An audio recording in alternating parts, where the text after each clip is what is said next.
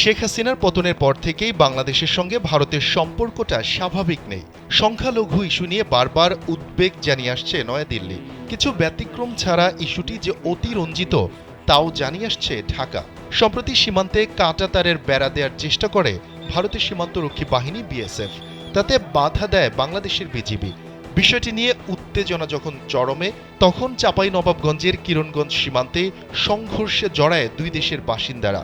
এর কয়েকদিন পরেই বাংলাদেশ নিয়ে নতুন মার্কিন প্রশাসনের সঙ্গে আলোচনা করল ভারত। মার্কিন পররাষ্ট্রমন্ত্রী মার্কো রুবিওর সঙ্গে প্রথম বৈঠকে বাংলাদেশ পরিস্থিতি নিয়ে এই আলোচনা করেন ভারতের পররাষ্ট্রমন্ত্রী এস জয়শঙ্কর। এক সংবাদ সম্মেলনে তিনি নিজেই এই তথ্য জানিয়েছেন। We had a brief discussion on Bangladesh. Eden বে কক্সবাজার সমুদ্র সৈকতের উপর নিজেদের একটি ঠিকানা। মাত্র ৫ লাখ টাকায় আপনিও হয়ে যেতে পারেন এই হোটেলের মালিক। ভারতীয় সংবাদ মাধ্যম হিন্দুস্তান টাইমস বৃহস্পতিবার এক প্রতিবেদনে জানিয়েছে, নতুন মার্কিন পররাষ্ট্রমন্ত্রী মার্কো রুবিওর সঙ্গে নিজের প্রথম বৈঠকে ভারতের পররাষ্ট্রমন্ত্রী এস জয়শঙ্কর বাংলাদেশ পরিস্থিতি নিয়ে আলোচনা করেছেন।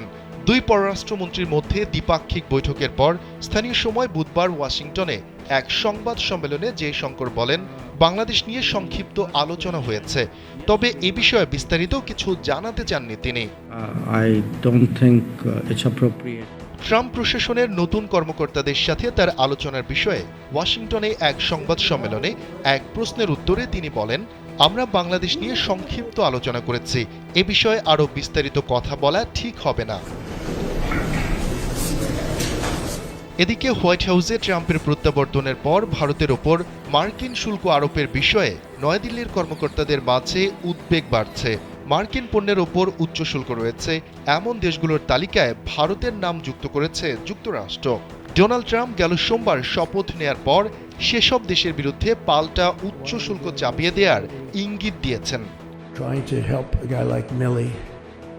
শুধু তাই নয়, প্রেসিডেন্ট হিসেবে ডোনাল্ড ট্রাম্প শপথ নেয়ার পরপরই দেশটিতে অবৈধভাবে বসবাসকারী প্রায় 18,000 ভারতীয় অভিবাসীকে ফেরত নিয়ে আসার প্রক্রিয়া শুরু করেছে ভারত।